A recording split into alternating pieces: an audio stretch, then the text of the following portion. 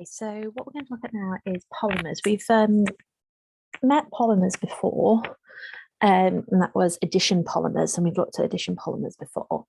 But now we're going to look at condensation polymers.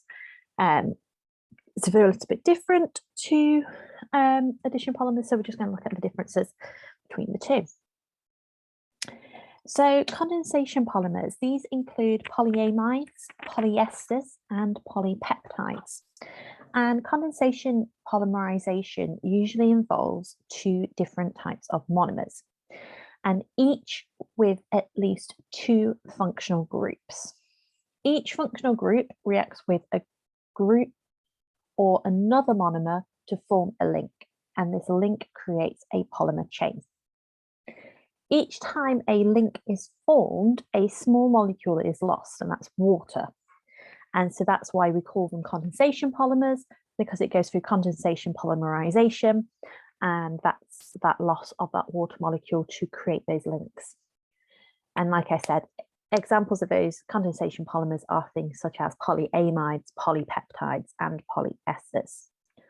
So first, we're going to look at polyamides, and polyamides are formed when with a reaction between a dicarboxylic acid and a diamine, and these make polyamides. So what happens is, as you can see, we've got that carboxyl group on our decarboxylic acids, and we've got that just down here. So we've got our carboxyl group here. And what that carboxyl group is, it reacts with the amino group of diamines. And when that happens, we form an amide link. And this amide link is formed. And so what happens is the carboxyl group reacts with the amino group. Condensation reaction occurs. So we have that water molecule, which is then eliminated down here, and we get this amide link forming here. So the dicarboxylic acids and the diamines have functional groups at each end of the molecule. And because they're at each end of the molecule, they can form really, really long chains. And that's pretty much all there is to it. So again, the carboxyl group and the amino group react together. Condensation reaction occurs, amide link forms, and that amide link is this link here, that amide link. And that would be a formation of a polyamide. So we're going to look through a specific example. Now, there are some specific examples that you really need to know in a lot of detail. And the first one we're going to look at now, and that is nylon 6,6. So you need to know the structures and all the links involved in nylon 6,6, also in Kevlar, and also in terylene. So we're going to go through them now, but these are ones that you have to know for the exam. And again, you need to know the structures and the links. So nylon 6,6, it is a polyamide, and it's made up of 1,6-diaminohexane and hexane dioic acid. So this is our dicarboxylic acid, and this is our diamine. Going to react together again with the carboxyl group that we've got here, our amino group here, going to react, form that amide link, and then that condensation reaction is going to occur here. So nylon 6,6, like I said, is made up of 1,6-diaminohexane and hexane dioic acid. We use it to make clothing, carpet, ropes, airbags, and parachutes. And here, where you can see these brackets, this is really important because this is a formula of the polymer. And the bit inside the brackets is the repeating unit of a polymer. So as we said, because on polyamides, we have the functional groups at the ends, they can basically just make long, ongoing, continual chains. So what we would do is we would put it in the brackets, and then we'd put N, and if you knew how long it was you would put the number in where the N is, otherwise you can just put number. And that's showing us how long it is, so how many repeating units. And then for the water, it's 2NH2O for however much water is released. So it's 2 lots of H2O per whatever your repeating unit number is. So that is nylon 66. You need to know the structure of nylon 66 here and how it was made. So you need to know the structure of 1,6-diaminohexane and hexane dioic acid, and where that amide link is going to form, which obviously is here between the nitrogen and the carbon, and then those brackets to show our repeating unit of our polymer. The other example you need to know in a lot of detail is Kevlar.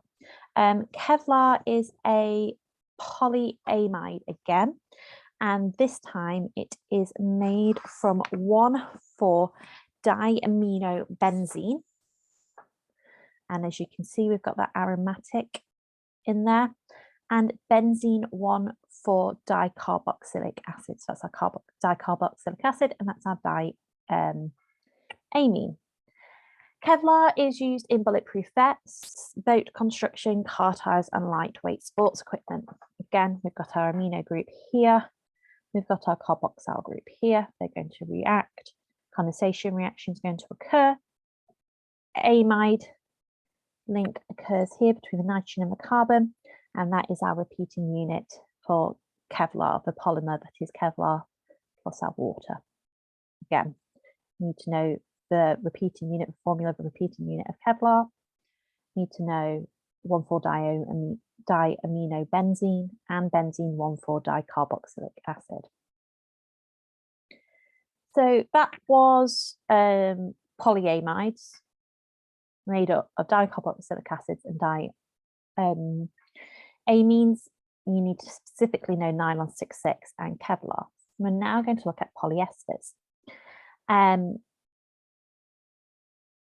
Polyesters, they form between a reaction between dicarboxylic acids and diols.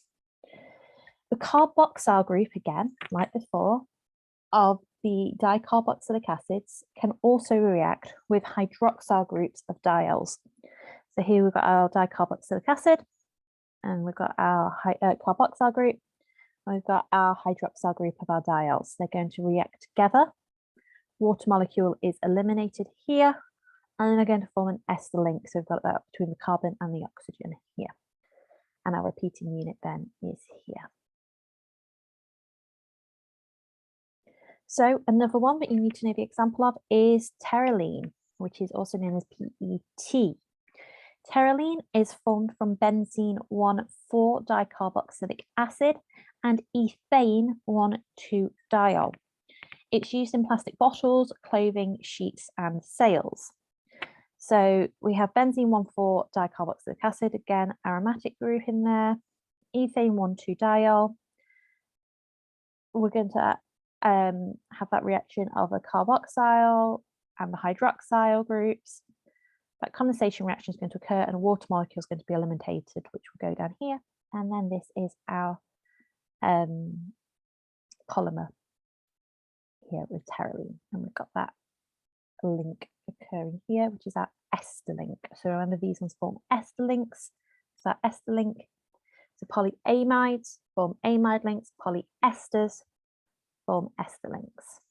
And then we can go back to the originals. So this is something that you also need to know, that we can break polymers down into their monomers via hydrolysis. So condensation polymerization can be reversed by hydrolysis. As you know, hydrolysis is where water molecules are added back in and then we break those links. So if it was a polyamide, we break the amide link. If it was a polyester, we break the ester link. So for example, this equation shows a polyamide that's being hydrolyzed. So we've got our amide link here. So this is our polyamide and this is our amide link here. And this bond here is going to get broken. And obviously, if we're going to hydrolyze it, we need to add in water. So adding in our water molecules. And then we get our dicarboxylic acid being formed because we have the OH from water adding on to that carbon here, adding on, and then the other hydrogen from the water being added on to the end of our diamine. So when you're doing this, to draw the monomers from the repeating unit of a condensation polymer, you must break the chain through the middle bond of the amide or ester link. And that is our middle one here. You then just add an OH or an H to each end of new molecules. So this is just the reverse of what we were talking about before. So if you start from a diagram showing a section of the polymer chain like this, and you need to draw the repeating unit first, you just need to find and draw out the longest chunk of the chain that repeats. To work out what you need to add where, just remember that for a polyamide, you want the monomers to be a dicarboxylic acid and a diamine. And for a polyester, you need to end up with a dicarboxylic acid and a diol. And finally, condensation polymers actually contain polar bonds. So condensation polymers are generally a lot stronger and more rigid than addition polymers. And this is because condensation polymers are made up of chains containing polar bonds. So for example, those carbon-nitrogen bonds, have we got one on this image here? Yeah, we've got one here, got one of those carbon-nitrogen bonds here. Carbon-oxygen bonds we've got here. So as well as having van der Waals forces and hydrogen bonds, there are permanent dipole-dipole forces also in play between all those polymer chains. So they are a lot stronger and more rigid than addition polymers. Again, if addition polymers aren't coming quite up, you can't quite remember them, go back and watch one of the other videos about polymers from before. What we're going to do now, just go through a few exam questions about condensation polymers. So Kevlar is a polymer used in bulletproof vests, and you're shown an image of Kevlar. And you're just asked, what type of polymer is Kevlar? Now, you can either get it from the image, or you can just learn it. As you know, Kevlar is a polyamide, so made up of a diamine and a dicarboxylic acid. So it's up to you how you do that, but I would just know that it's a polyamide. It's the easiest way to do it, is just actually learn that Kevlar is a polyamide. So Kevlar is made by reacting two different monomers together. What type of compounds are each of these monomers? Well, I've just said that. So to know what type of polymer it is, you need to know what type of monomers it are. So it comes from a dicarboxylic acid and a diamine. Each one of these will just get you 1 mark. And then the final mark is which reaction could you use to break Kevlar into its constituent monomers. So if it's a condensation polymer, hydrolysis will break those. And that's quite a nice, easy set of questions on condensation polymers. We've got some more questions on condensation polymers next. So now we've got nylon 6,6, and this is the most commonly produced nylon. And we've got an image of it there. And you're asked to draw the structural formulas of the monomers from which nylon 6,6 is formed. So there's 2 ways of doing this. It's also important to note that it's not necessary to draw carbon chains out in full.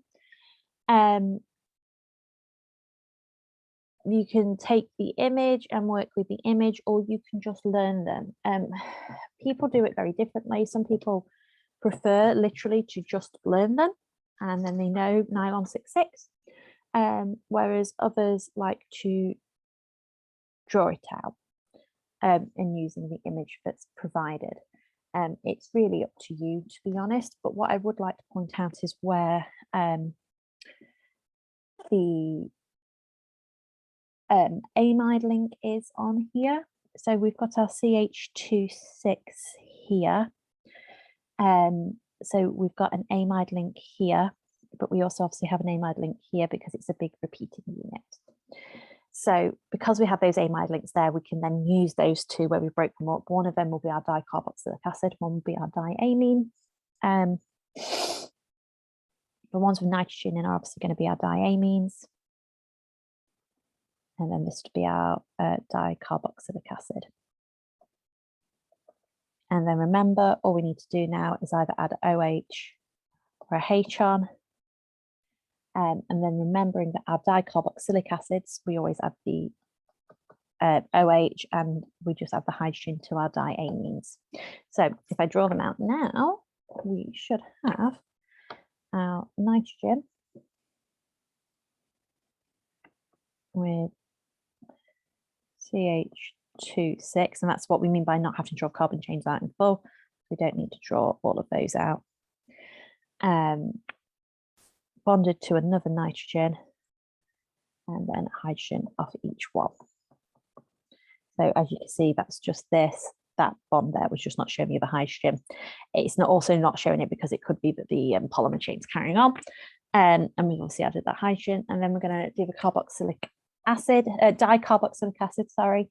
Let's add that OH on straight away to that carbon. So we're going to have our carbon here with our oxygen double bonded on, add our OH group, and then everything else stays the same. So CH2, 4, carbon, double bond O, OH. Oh yeah, we've got another amide break there. And so then that would get you 2 marks, one for your diamide, one for your dicarboxylic acid. And then the final question, a polyester is formed by the reaction between the monomers hexane dioic acid and 1 hexane diol. And you're asked to draw the repeating unit for the polyester. So remembering it's a polyester, we're going to go through that condensation reaction. So you need to know how to draw out hexane dioic acid and 1,6-hexane diol. There's 2 ways of drawing this. So I'm going to draw out both ways. It basically makes no difference. It just depends how you start them off.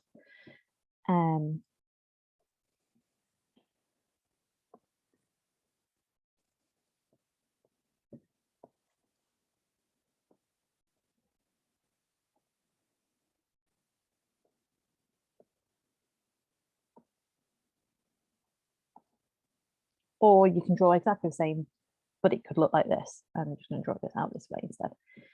So you could draw it literally just the opposite way around, just depending on if you're starting with the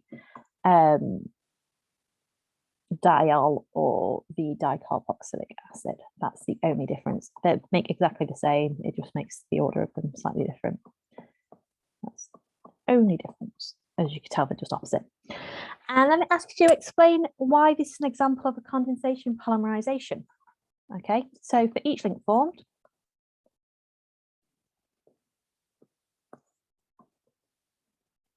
that is formed, 1 small molecule of water